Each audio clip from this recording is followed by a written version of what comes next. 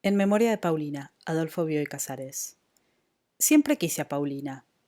En uno de mis primeros recuerdos, Paulina y yo estamos ocultos en una oscura glorieta de laureles, en un jardín con dos leones de piedra. Paulina me dijo, me gusta el azul, me gustan las uvas, me gusta el hielo, me gustan las rosas, me gustan los caballos blancos. Yo comprendí que mi felicidad había empezado, porque en esas preferencias podía identificarme con Paulina. Nos parecimos tan milagrosamente que en un libro sobre la final reunión de las almas en el alma del mundo, mi amiga escribió en el margen, las nuestras ya se reunieron. Nuestras, en aquel tiempo, significaba la de ella y la mía. Para explicarme este parecido, argumenté que yo era un apresurado y remoto borrador de Paulina. Recuerdo que anoté en mi cuaderno, todo poema es un borrador de la poesía y en cada cosa hay una prefiguración de Dios. Pensé también, en lo que me parezca Paulina, estoy a salvo. Veía, y aún hoy lo veo, la identificación con Paulina como la mejor posibilidad de mi ser, como el refugio en donde me libraría de mis defectos naturales, de la torpeza, de la negligencia, de la vanidad.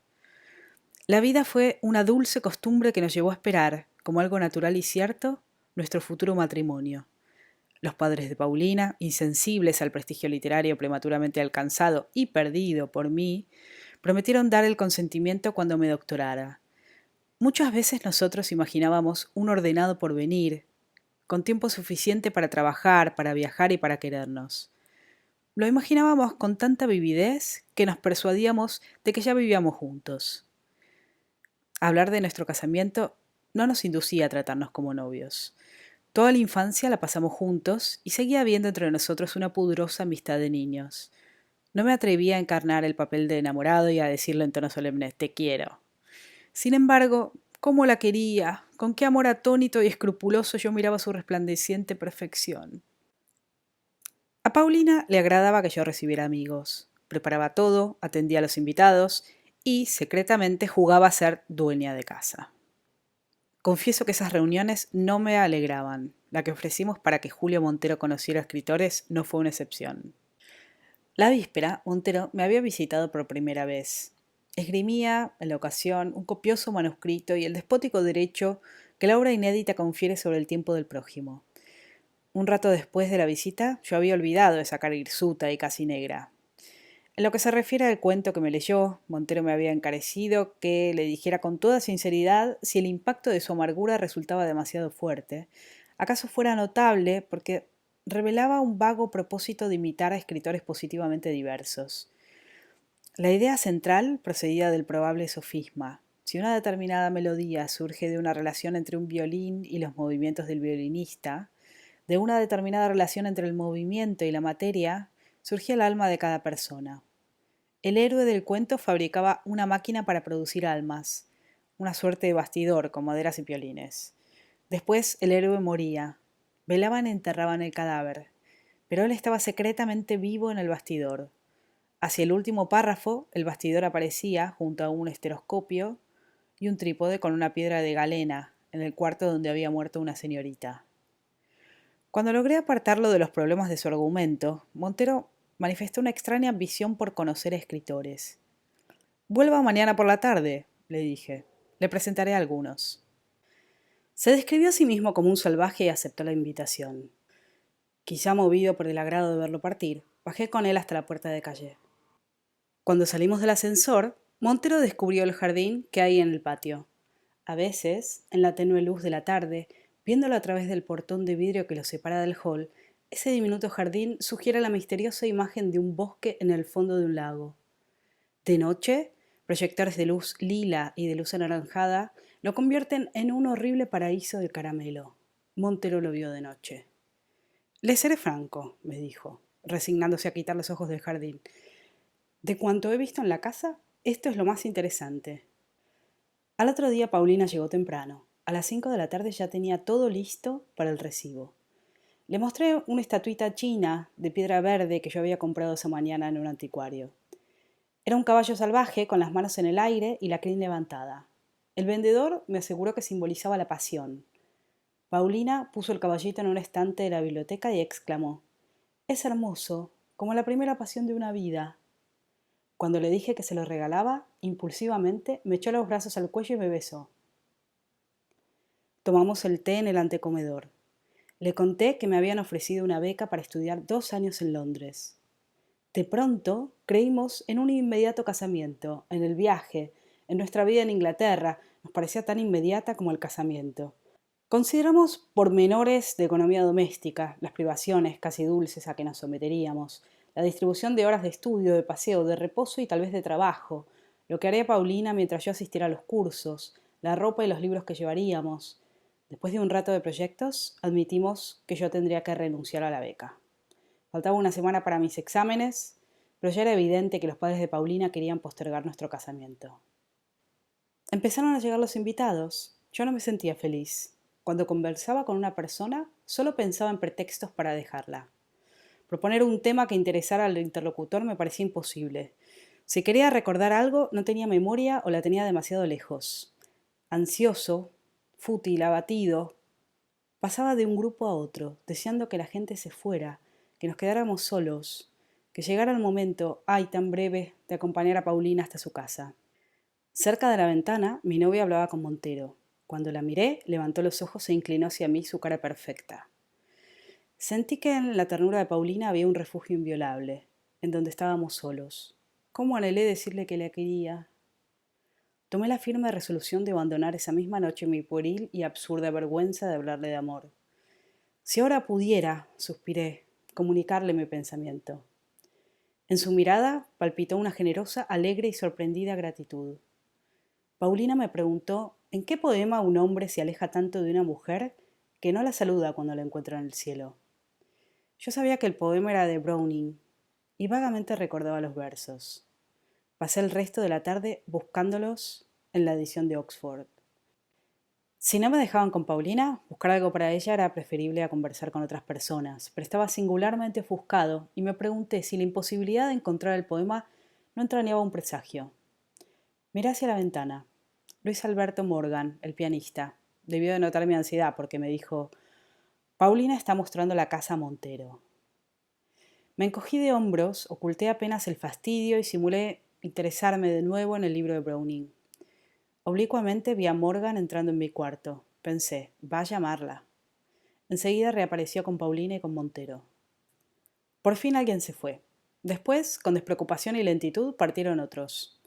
Llegó un momento en que solo quedamos Paulina, yo y Montero. Entonces, como lo temí, exclamó Paulina: es muy tarde, me voy.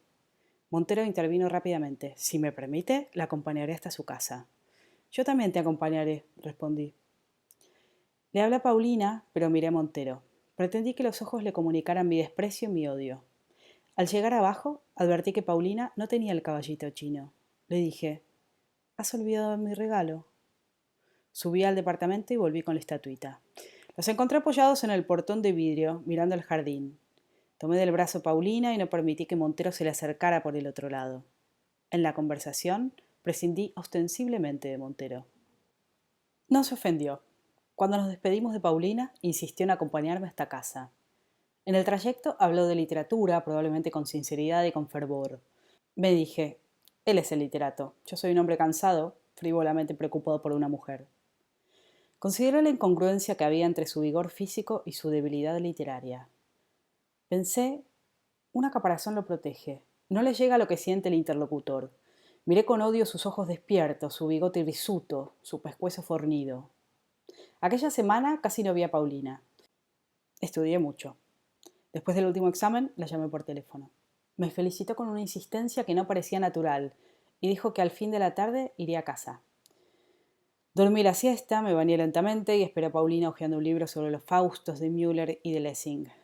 Al verla, exclamé: «¿Estás cambiada?» «Sí», respondió. «¿Cómo nos conocemos? No necesito hablar para que sepas lo que siento». Nos miramos en los ojos, en un éxtasis de beatitud. «Gracias», contesté. Nada me conmovía tanto como la admisión por parte de Paulina de la entrañable conformidad de nuestras almas. Confiadamente me abandoné hacia el lago. No sé cuándo me pregunté, incrédulamente, si las palabras de Paulina ocultarían otro sentido.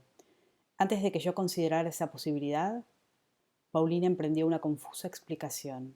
Oí de pronto: Esa primera tarde ya estábamos perdidamente enamorados.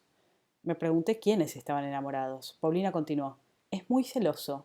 No se opone a nuestra amistad, pero le juré que por un tiempo no te vería. Yo esperaba aún la imposible aclaración que me tranquilizara. No sabía si Paulina hablaba en broma o en serio. No sabía qué expresión había en mi rostro. No sabía lo desgarradora que era mi congoja. Paulina agregó, me voy. Julio está esperándome. No subió para no molestarnos. ¿Quién? Pregunté. Enseguida temí, como si nada hubiera ocurrido, que Paulina descubriera que yo era un impostor y que nuestras almas no estaban tan juntas. Paulina contestó con naturalidad. Julio Montero. La respuesta no podía sorprenderme. Sin embargo, en aquella tarde horrible, nada me conmovió tanto como esas dos palabras. Por primera vez me sentí lejos de Paulina. Casi con desprecio le pregunté, ¿van a casarse? No recuerdo que me contestó. Creo que me invitó a su casamiento. Después me encontré solo. Todo era absurdo. No había una persona más incompatible con Paulina y conmigo que Montero. ¿O me equivocaba? Si Paulina quería a ese hombre, tal vez nunca se habría parecido a mí. Una abjuración no me bastó. Descubrí que muchas veces yo había entrevisto la espantosa verdad. Estaba muy triste, pero no creo que sintiera celos. Me acosté en la cama, boca abajo. Al estirar una mano, encontré el libro que había leído un rato antes. Lo arrojé lejos de mí, con asco. Salí a caminar. En una esquina miré una calecita. Me parecía imposible seguir viviendo esa tarde. Durante años la recordé, y como prefería los dolorosos momentos de la ruptura, porque los había pasado con Paulina a la ulterior soledad, los recorría y los examinaba minuciosamente y volvía a vivirlos. En esa angustiada cavilación creía descubrir nuevas interpretaciones para los hechos. Así, por ejemplo, en la voz de Paulina declarándome el nombre de su amado, sorprendió una ternura que al principio me emocionó. Pensé que la muchacha me tenía lástima y me conmovió su bondad, como antes me conmovía su amor.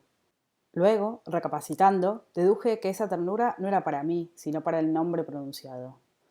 Acepté la beca y silenciosamente me ocupé de los preparativos del viaje. Sin embargo, la noticia trascendió. La última tarde me visitó Paulina. Me sentí alejado de ella, pero cuando la vi me enamoré de nuevo. Sin que Paulina lo dijera, comprendí que su aparición era furtiva.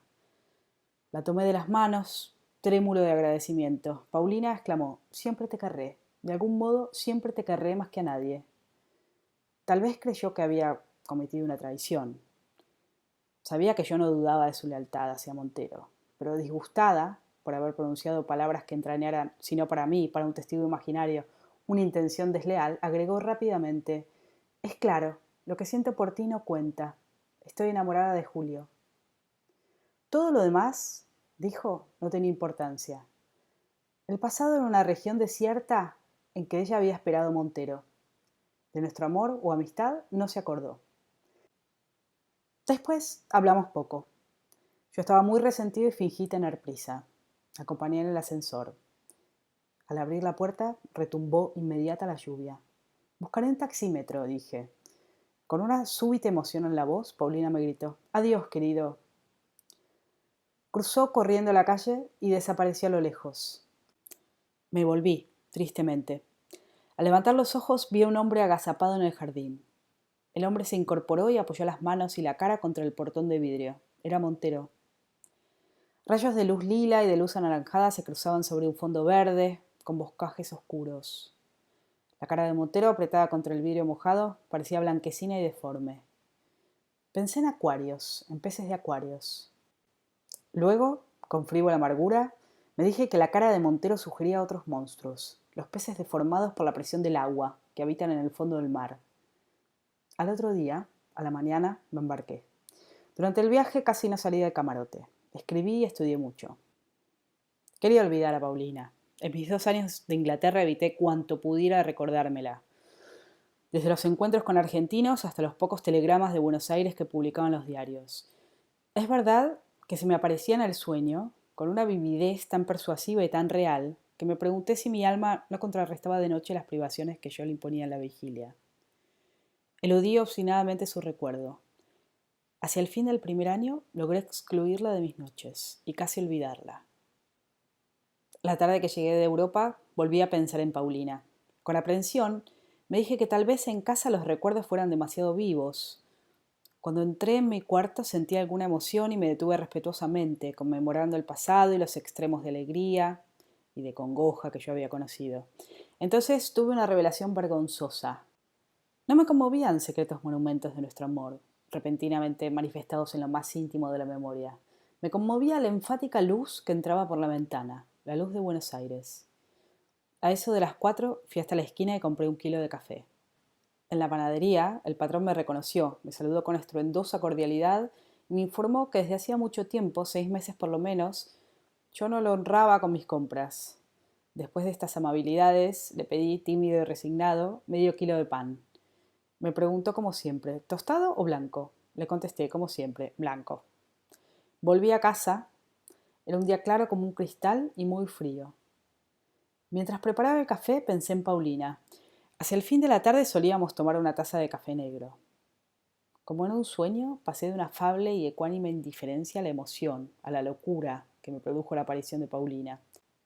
Al verla caí de rodillas, hundí la cara entre sus manos y lloré por primera vez todo el dolor de haberla perdido. Su llegada ocurrió así. 3 golpes resonaron en la puerta. Me pregunté quién sería el intruso. Pensé que por su culpa se enfriaría el café. Abrí distraídamente. Luego, ignoro si el tiempo transcurrido fue muy largo o muy breve, Paulina me ordenó que la siguiera. Comprendí que ella estaba corrigiendo, con la persuasión de los hechos, los antiguos errores de nuestra conducta. Me parece, pero además de recaer en los mismos errores, soy infiel a esa tarde, que los corrigió con excesiva determinación. Cuando me pidió que la tomara de la mano me dijo, ahora, me abandoné a la dicha. Nos miramos en los ojos y como 2 ríos confluentes, nuestras almas también se unieron. Afuera, sobre el techo, contra las paredes, llovía. Interpreté esa lluvia, que era el mundo entero surgiendo nuevamente, como una pánica expansión de nuestro amor. La emoción no me impidió, sin embargo, descubrir que Montero había contaminado la conversación de Paulina. Por momentos, cuando ella hablaba, yo tenía la ingrata impresión de oír a mi rival. Reconocí la característica pesadez de las frases. Reconocí las ingenuas y trabajosas tentativas de encontrar el término exacto. Reconocí todavía apuntando vergonzosamente la inconfundible vulgaridad. Con un esfuerzo pude sobreponerme. Miré el rostro, la sonrisa, los ojos. Ahí estaba Paulina, intrínseca y perfecta. Ahí, no me la habían cambiado. Entonces, mientras la contemplaba en la mercurial penumbra del espejo, rodeada por el marco de guirnaldas, de coronas y de ángeles negros, me pareció distinta. Fue como si descubriera otra versión de Paulina, como si la viera de un modo nuevo. Di gracias por la separación, que me había interrumpido el hábito de verla, pero que me la devolvía más hermosa. Paulina dijo, me voy, Julio me espera. Advertí en su voz una extraña mezcla de menosprecio y de angustia que me desconcertó. Pensé melancólicamente, Paulina, en otros tiempos, no hubiera traicionado a nadie. Cuando levanté la mirada se había ido. Tras un momento de vacilación, la llamé. Volví a llamarla, bajé a la entrada, corrí por la calle, no la encontré. De vuelta sentí frío, me dije, ha refrescado, fue un simple chaparrón. La calle estaba seca. Cuando llegué a casa vi que eran las 9. No tenía ganas de salir a comer. La posibilidad de encontrarme con algún conocido me acobardaba. Preparé un poco de café, tomé 2 o 3 tazas y mordí la punta de un pan. No sabía siquiera cuándo volveríamos a vernos. Quería hablar con Paulina. Quería pedirle que me aclarara unas dudas que me atormentaban y que ella aclararía sin dificultad. De pronto mi ingratitud me asustó. El destino me deparaba toda la dicha y yo no estaba contento. Esa tarde era la culminación de nuestras vidas. Paulina lo había comprendido así. Yo mismo lo había comprendido. Por eso casi no hablábamos. Hablar, hacer preguntas, hubiera sido, en cierto modo, diferenciarnos. Me parecía imposible tener que esperar hasta el día siguiente para ver a Paulina. Con premioso alivio determiné que iría esa misma noche a casa de Montero. Desistí muy pronto, sin hablar antes con Paulina, no podía visitarlos. Resolví buscar a un amigo. Luis Alberto Morgan me pareció el más indicado, y pedirle que me contara cuanto supiera de la vida de Paulina durante mi ausencia. Luego pensé que lo mejor era acostarme y dormir. Descansado, vería todo con más comprensión. Por otra parte, no estaba dispuesto a que me hablaran frívolamente de Paulina. Al entrar en la cama, tuve la impresión de entrar en un cepo. Recordé tal vez noches de insomnio en que uno se queda en la cama para no reconocer que está desvelado. Apagué la luz. No cavilaría más sobre la conducta de Paulina. Sabía demasiado poco para comprender la situación. Ya que no podía hacer un vacío en la mente y dejar de pensar, me refugiaría en el recuerdo de esa tarde. Seguiría queriendo el rostro de Paulina aun si encontraba en sus actos algo extraño y hostil que me alejaba de ella. El rostro era el de siempre, el puro y maravilloso que me había querido antes de la abominable aparición de Montero. Me dije, hay una fidelidad en las caras que las almas quizás no comparten. ¿O todo era un engaño? ¿Yo estaba enamorado de una ciega proyección de mis preferencias y repulsiones? ¿Nunca había conocido a Paulina? Elegí una imagen de esa tarde, Paulina ante la oscura y tersa profundidad del espejo, y procuré evocarla. Cuando la entreví, tuve una revelación instantánea. Dudaba porque me olvidaba de Paulina. Quise consagrarme a la contemplación de su imagen. La fantasía y la memoria son facultades caprichosas. Evocaba el pelo despeinado, un pliegue del vestido, la vaga penumbra circundante, pero mi amada se desvanecía. Muchas imágenes animadas de inevitable energía pasaban ante mis ojos cerrados. De pronto hice un descubrimiento. Como en el borde oscuro de un abismo, en un ángulo del espejo, a la derecha de Paulina, apareció el caballito de piedra verde. La visión, cuando se produjo, no me extrañó. Solo después de unos minutos recordé que la estatuita no estaba en casa. Yo se la había regalado a Paulina hacía 2 años. Me dije que se trataba de una superposición de recuerdos anacrónicos, el más antiguo del caballito, el más reciente de Paulina. La cuestión quedaba dilucidada. Yo estaba tranquilo y debía dormirme. Formulé entonces una reflexión vergonzosa, y a la luz de lo que averiguaría después, patética. Si no me duermo pronto, pensé, mañana estaré demacrado y no le gustaré a Paulina. Al rato advertí que mi recuerdo de la estatuita en el espejo del dormitorio no era justificable. Nunca la puse en el dormitorio. En casa la vi únicamente en el otro cuarto, en el estante o en manos de Paulina o en las mías. Aterrado, quise mirar de nuevo esos recuerdos. El espejo reapareció, rodeado de ángeles y de guirnaldas de madera, con Paulina en el centro y el caballito a la derecha. Yo no estaba seguro de que reflejara la habitación. Tal vez la reflejaba, pero de un modo vago y sumario. En cambio, el caballito se encabritaba nítidamente en el estante de la biblioteca. La biblioteca abarcaba todo el fondo y en la oscuridad lateral rondaba un nuevo personaje, que no reconocí en el primer momento. Luego, con escaso interés, noté que ese personaje era yo. Vi el rostro de Paulina, lo vi entero, no por partes, como proyectado hasta mí por la extrema intensidad de su hermosura y de su tristeza. Desperté llorando. No sé desde cuándo dormía. Sé que el sueño no fue inventivo. Continuó insensiblemente mis imaginaciones y reprodujo con fidelidad las escenas de la tarde. Miré el reloj, eran las 5, me levantaría temprano, y aún a riesgo de enojar a Paulina iría a su casa. Esta resolución no mitigó mi angustia. Me levanté a las 7:30, tomé un largo baño y me vestí despacio. Ignoraba dónde vivía Paulina. El portero me prestó la guía de teléfonos y la guía verde. Ninguna registraba la dirección de Montero. Busqué el nombre de Paulina, tampoco figuraba. Comprobé, asimismo, que en la antigua casa de Montero vivía otra persona. Pensé en preguntar la dirección a los padres de Paulina. No los veía desde hacía mucho tiempo. Cuando me enteré del amor de Paulina por Montero, interrumpí el trato con ellos. Ahora, para disculparme, tendría que historiar mis penas. Me faltó el ánimo. Decidí hablar con Luis Alberto Morgan. Antes de las 11 no podía presentarme en su casa. Vagué por las calles, sin ver nada o atendiendo con momentánea aplicación a la forma de una moldura en una pared o el sentido de una palabra oída al azar. Recuerdo que en la Plaza Independencia una mujer, con los zapatos en una mano y un libro en la otra, se paseaba descalza por el pasto húmedo. Morgan me recibió en la cama, abocado a un enorme tazón, que sostenía con ambas manos. Entreví un líquido blancuzco y flotando algún pedazo de pan. ¿Dónde vive Montero?, le pregunté. Ya había tomado toda la leche. Ahora sacaba del fondo de la taza los pedazos de pan. Montero está preso, contestó. No pude ocultar mi asombro. Morgan continuó. ¿Cómo? ¿Lo ignoras? Imaginó, sin duda, que yo ignoraba solamente ese detalle, pero por gusto de hablar refirió todo lo ocurrido. Creí perder el conocimiento, caer en un repentino precipicio. Allí también llegaba la voz ceremoniosa, implacable y nítida, que relataba hechos incomprensibles con la monstruosa y persuasiva convicción de que eran familiares. Morgan me comunicó lo siguiente. Sospechando que Paulina me visitaría, Montero se ocultó en el jardín de la casa.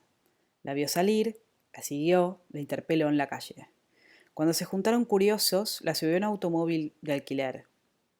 Anduvieron toda la noche por la costanera y por los lagos, y a la madrugada, en un hotel de Tigre, la mató de un balazo.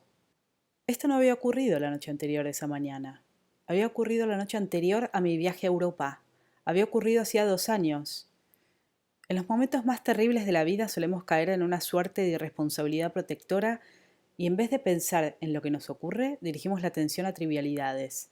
En ese momento yo le pregunté a Morgan, ¿te acuerdas de la última reunión en casa antes de mi viaje? Morgan se acordaba. Continué.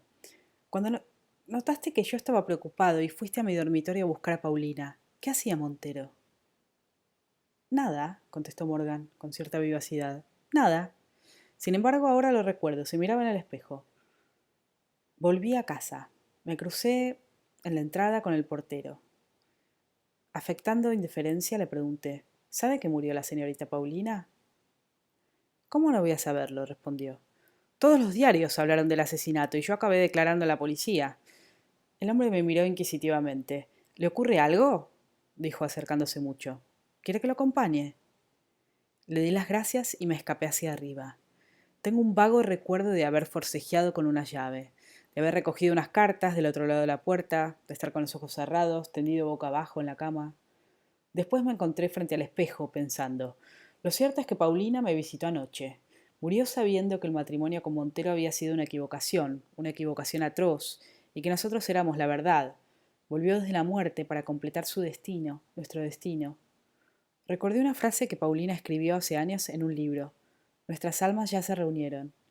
Seguí pensando, anoche, por fin, en el momento en que la tomé de la mano. Luego me dije, soy indigno de ella, he dudado, he sentido celos. Para quererme vino desde la muerte. Paulina me había perdonado. Nunca nos habíamos querido tanto, nunca estuvimos tan cerca. Yo me debatía en esta embriaguez de amor, victoriosa y triste, cuando me pregunté, mejor dicho, cuando mi cerebro, llevado por el simple hábito de proponer alternativas, se preguntó si no habría otra explicación para la visita de anoche. Entonces, como una fulminación, me alcanzó la verdad. Quisiera descubrir ahora que me equivoco de nuevo. Por desgracia, como siempre ocurre cuando surge la verdad, mi horrible explicación aclara los hechos que parecían misteriosos. Estos, por su parte, la confirman. Nuestro pobre amor no arrancó de la tumba Paulina. No hubo fantasma de Paulina. Yo abracé un monstruoso fantasma de los celos de mi rival. La clave de lo ocurrido está oculta en la visita que me hizo Paulina en la víspera de mi viaje. Montero la siguió y la esperó en el jardín. La riñó toda la noche y porque no creyó en sus explicaciones, ¿cómo ese hombre entendería la pureza de Paulina? La mató a la madrugada. Lo imaginé en su cárcel, cavilando sobre esta visita, representándose con la cruel obstinación de los celos. La imagen que entró en casa, lo que después ocurrió allí, fue una proyección de la horrenda fantasía de Montero. No lo descubrí entonces, porque estaba tan conmovido y tan feliz que solo tenía voluntad para obedecer a Paulina. Sin embargo, los indicios no faltaron. Por ejemplo, la lluvia. Durante la visita de la verdadera Paulina, en la víspera de mi viaje, no oí la lluvia. Montero, que estaba en el jardín, la sintió directamente sobre su cuerpo. Al imaginarnos, creyó que la habíamos oído. Por eso anoche oí llover. Después me encontré con que la calle estaba seca. Otro indicio es la estatuita. Un solo día la tuve en casa, el día del recibo. Para Montero quedó como un símbolo del lugar, por eso apareció anoche. No me reconocí en el espejo, porque Montero no me imaginó claramente. Tampoco imaginó con precisión el dormitorio. Ni siquiera conoció a Paulina. La imagen proyectada por Montero se condujo de un modo que no es propio de Paulina. Además, hablaba como él. Urdir esta fantasía es el tormento de Montero. El mío es más real. Es la convicción de que Paulina no volvió porque estuviera desengañada de su amor. Es la convicción de que nunca fui su amor. Es la convicción de que Montero no ignoraba aspectos de su vida que solo he conocido indirectamente. Es la convicción de que al tomarla de la mano, en el supuesto momento de la reunión de nuestras almas, obedecí a un ruego de Paulina, que ella nunca me dirigió y que mi rival oyó muchas veces.